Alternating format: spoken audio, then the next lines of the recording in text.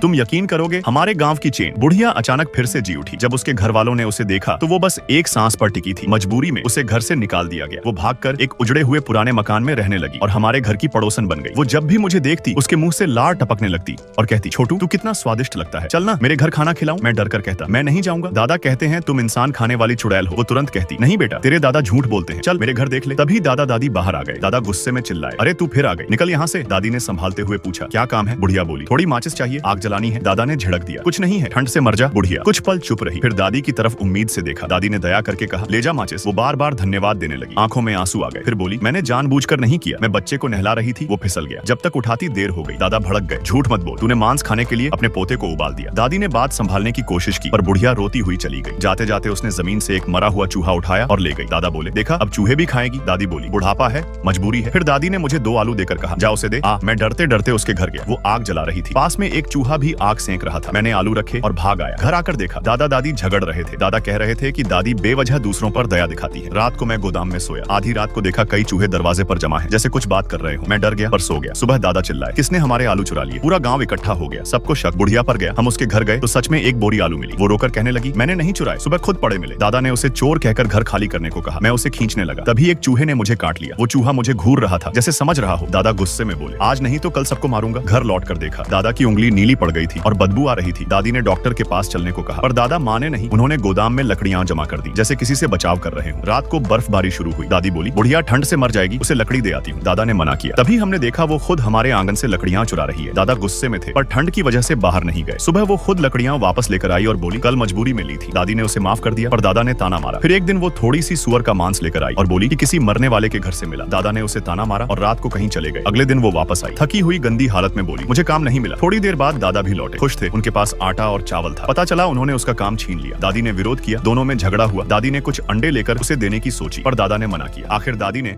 अंडे उसके दरवाजे पर रख दिए। बाद में दादा मुझे बोले, जब हम चले जाएं अंडे उठा लेना। मैं गया अंडे लेने, तभी अंदर से आवाज आई। मैंने दरवाजे की दरार से देखा, बुढ़िया छत से लटकी हुई थी, उसकी जीभ बाहर थी, आंखें खुली हुई और उसके शरीर पर दर्जनों चूहे रेंग रहे थे। उसी समय दादा वापस आए। उन्होंने दरवाजे पर पड़े अंडे देखे और उनका चेहरा एकदम बदल गया।